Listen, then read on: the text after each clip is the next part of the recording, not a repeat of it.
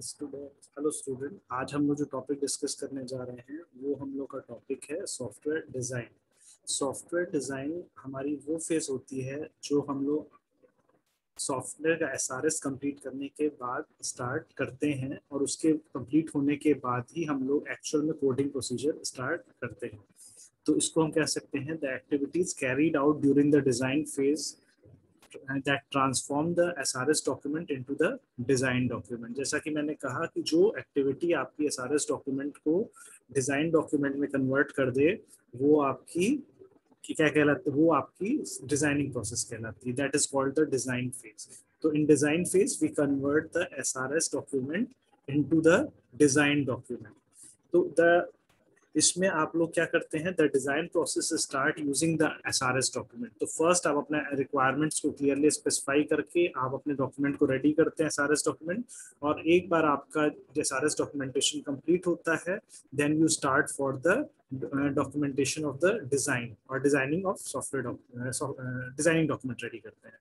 Designing document proceed at the end of design phase should be implemented using a programming language in the subsequent phase।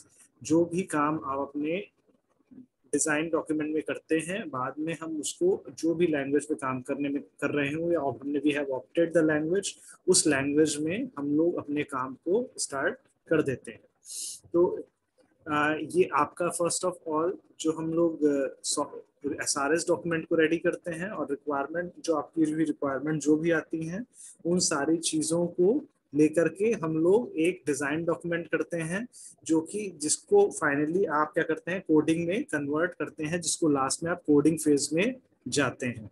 और इस जो भी आप design phase जो होता है दैट शुड बी इम्प्लीमेंटेबल, मतलब जो आपने अपनी रिक्वायरमेंट लिखी एसआरएस में दैट वर एक्सपेक्टेशन और the requirement of the users. Now you write down the how that requirement will be fulfilled clearly in steps that you write down how that requirement will be fulfilled using the following certain set of procedures or steps। तो उसको आप लिखेंगे and finally that code is converted into the coding which is done in some specific language which designer opted। Now the overview of design process। The design process essentially transforms the SRS document into a design document। जैसा मैंने कहा कि हमारा design process हमारे SRS documents को design document में convert कर देता है, और इसमें कई सारे सेक्शंस और सब सेक्शंस होते हैं। हम इसमें से कुछ इंपॉर्टेंट पॉइंट डिस्कस करेंगे कि इसमें क्या सेक्शंस और सब सेक्शंस होते हैं, क्या उसके अंदर होना चाहिए। जैसे अगर हम डिजाइन डॉक्यूमेंट रेडी कर रहे हैं तो उसके अंदर कुछ डिफाइंड पार्ट्स होते हैं, कुछ डिजाइन सब सेक्शंस होते हैं, that must be there clearly, that must be present there and that should be clearly defined। तो आपके जो डॉक्यूमेंट्स होते हैं फेज में आप उसमें क्या करते हैं, different modules required होते हैं। The different modules in the solution should be clearly identified। अगर आप एक बड़े प्रोजेक्ट पे काम कर रहे हैं तो आपको अपने उसके अंदर कितने मॉड्यूल्स होंगे, what will be the different modules you should clarify specifically, क्योंकि आपको अपना इंडिविजुअल मॉड्यूल को बताना है। क्योंकि एक बड़े प्रोजेक्ट पे इट्स हैपेंस की बहुत बड़ी टीम एक मल्टीपल पीपल पैरेलली काम करते हैं, तो उस काम में उनको अपने क्लियर इंटरफेरेंस कम से कम हो। They all the one should be get there clear module and they should have clear idea what actually what will be the number of modules and what will be the functionality of these modules। There should be no confusion, no ambiguity while creating and or designing different modules that would be included in the final project। अब each module is a collection of function and the data shared by the function of the module। एक module क्या होता है, module is a collection of the functions which are related with each other and they share some data with each other। On the basis of the common data different function interact with, they are classified into a certain module। For example,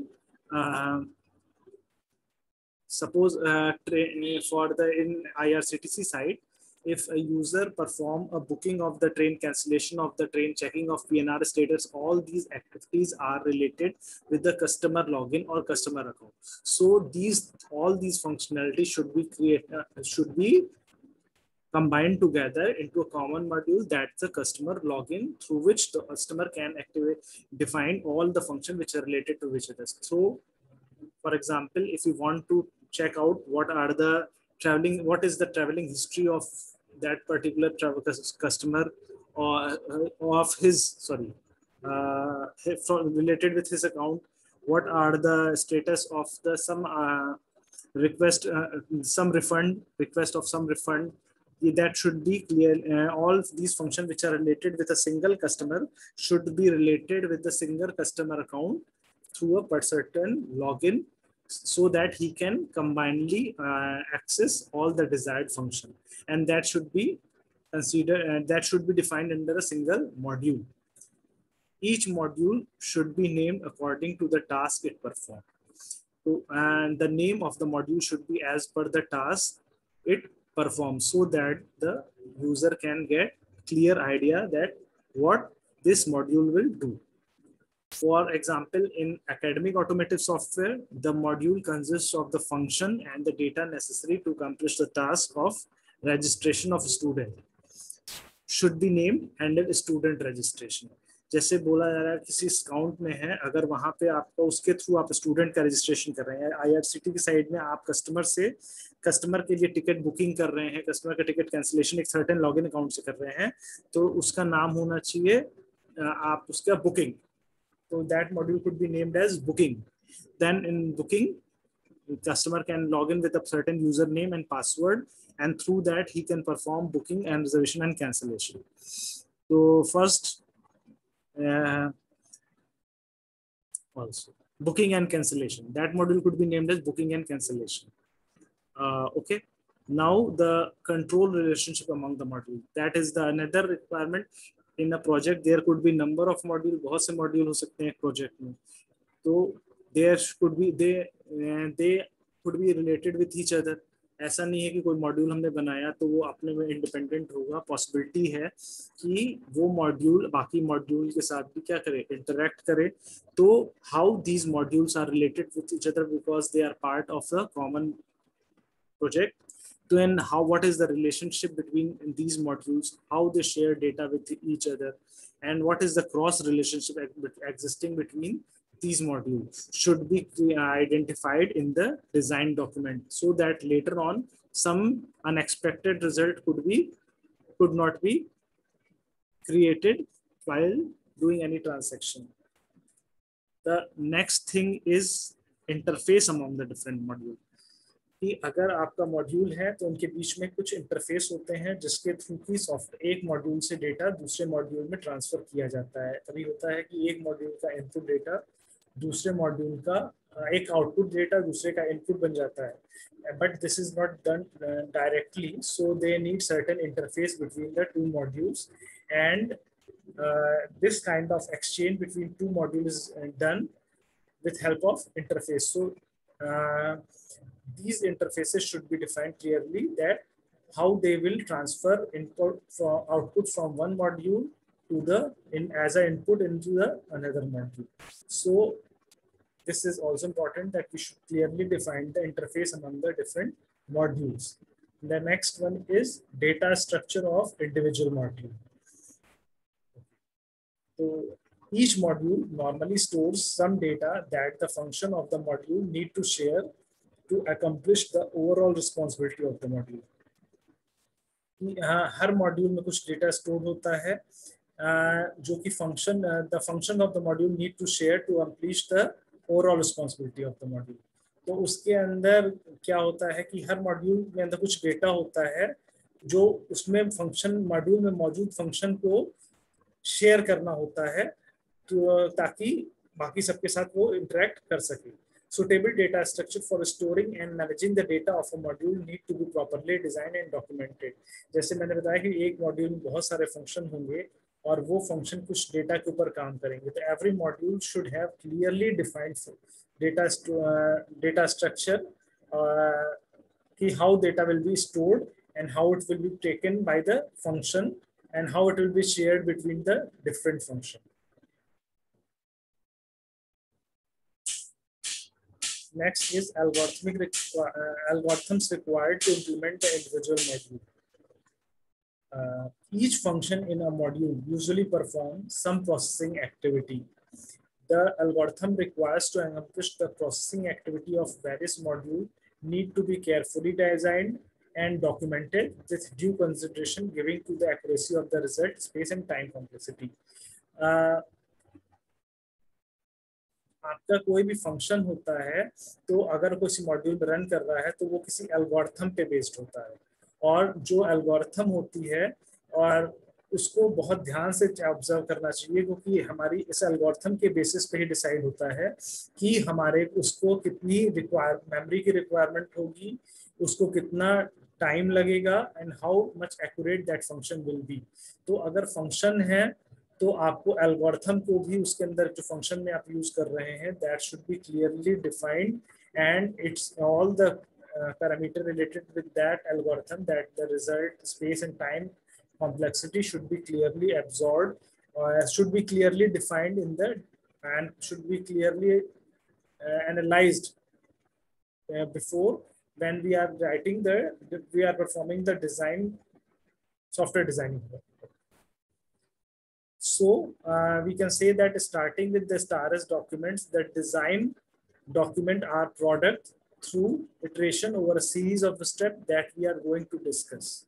Okay, so in this, the main sections in the design documents are required. The main modules that are required, main sections of the design documents are: first, we should define how many modules that are required to design a particular product, and that designing of the module should be done with very carefully. And second one is that we should clearly define that what is the relation between the module, as the function that lies inside the module share some common data, but there are some situations when the output two modules share data with each other through some interface. So there are certain degree to which different modules are related with each other. We should define every cross relationship that exists between the different module, and we should also define the interfaces that lies between the different modules, and we should also specify the data structure that will be used by the module to store that shared data between the function, and we should also define the algorithm that is used to run the function, and we should properly analyze and study the space, the time complexity and accuracy of the result that the function algorithm will generate. So this is the basic sections of the software design.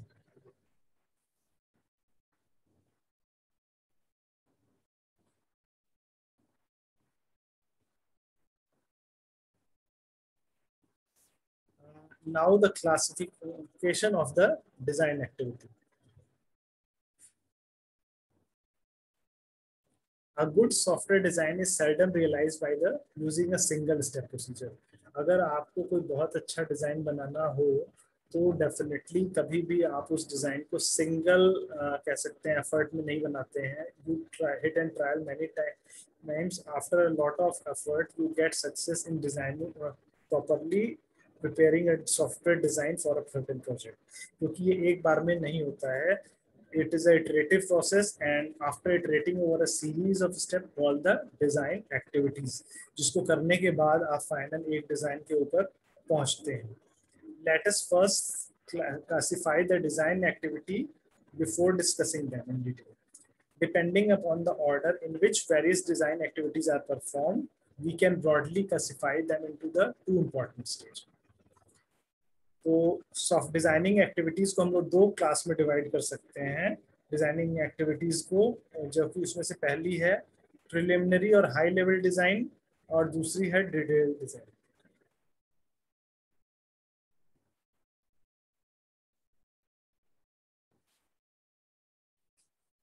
तो पहला आपका जो design है, the meaning and the scope of these two stage can very considerably from one design methodology to the other.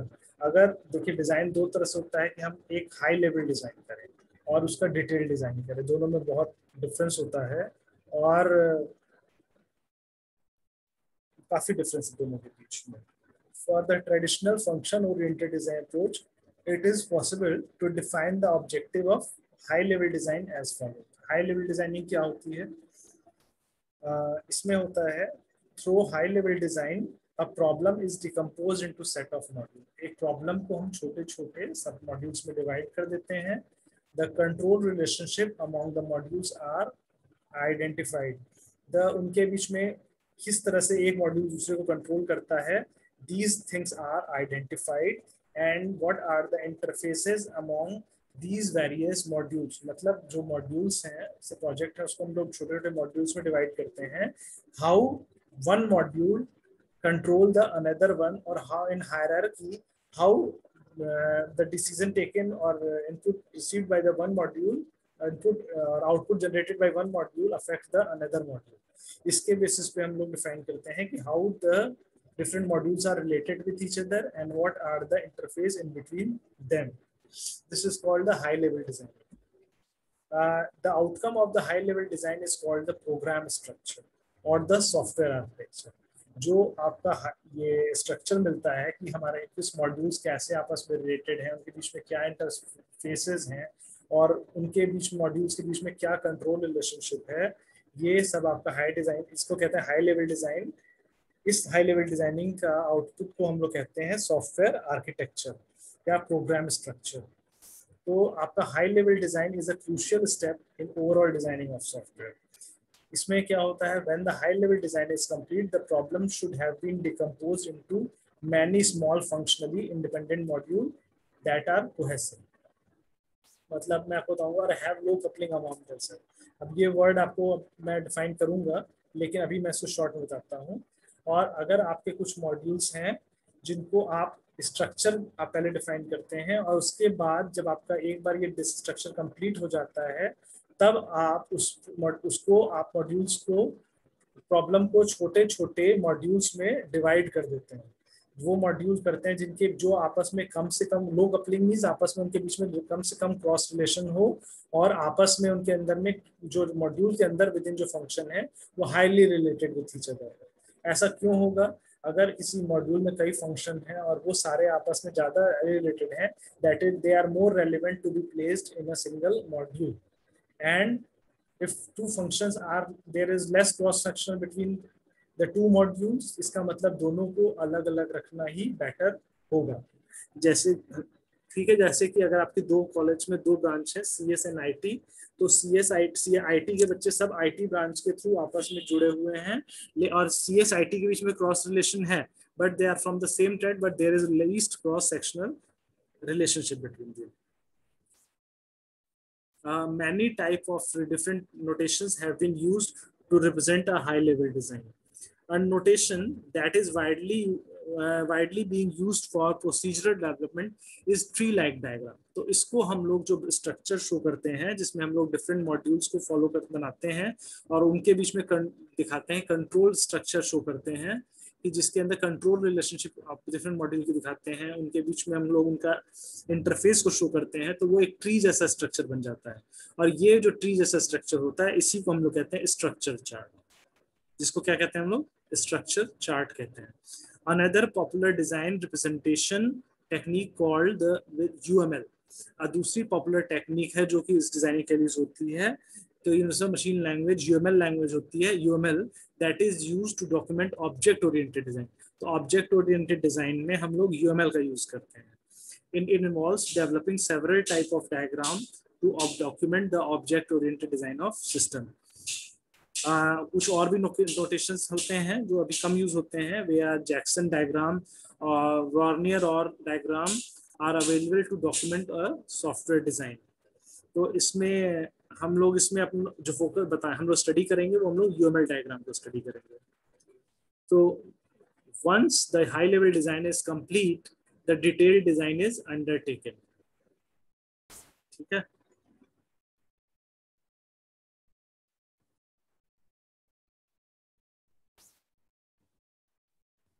Now अब detail diagram में क्या होता है? During detail design each module is examined carefully to design its data structure and algorithm. During the detailed design, each module is examined carefully to design its data structure and algorithm. जब हम लोग बात करते हैं detail designing की, तो हमने अपने जो डिफरेंट मॉड्यूल्स हैं, हम उसके अंदर यूज होने वाली उसकी एल्गोरिथम्स और उसके अंदर यूज होने वाले डेटा स्ट्रक्चर दोनों को ही क्लियरली डिफाइन करते हैं और एनालाइज्ड करते हैं कि उसमें आपका कम से कम कॉम्प्लेक्सिटी हो, टाइम कॉम्प्लेक्सिटी, स्पेस कॉम्प्लेक्सिटी हो और उसके अंदर एरर कम से कम जनरेट होता हो. The outcome of the detailed design stage is usually documented in the form of the module specification document. तो इसमें जो आपका आफ्टर डिटेल डिजाइनिंग जो डॉक्यूमेंट जो यूज होता है डॉक्यूमेंटेशन वर्क, उसको कहते हैं मॉड्यूल स्पेसिफिकेशन, जिसको MS स्पेक डॉक्यूमेंट कहते हैं. After the high level design is complete, the problem should have been decomposed into smaller modules. उसके बाद हम एक मॉड्यूल को फर्दर भी एक हाई लेवल मॉड्यूल बनाने के बाद हम अपने मॉड्यूल्स को और भी छोटे सब मॉड्यूल्स में डिवाइड करते हैं. And the data structure algorithm to be used described using the MS spec and can be carefully grasped by the programmer for initiating coding. उसके बाद आपके जब ये सब मॉड्यूल बन जाते हैं, जो उसको मॉड्यूल्स को सब पार्ट में डिवाइड करते हैं, वो और सिंपल हो जाते हैं. और taking the reference of the MS spec document, user can start their programming and it is easy to convert them into the program. तो हो जाता है. तो एक बार मैं इसको समराइज कर देता हूँ इसमें क्या क्या होता है सॉफ्टवेयर डिजाइन में.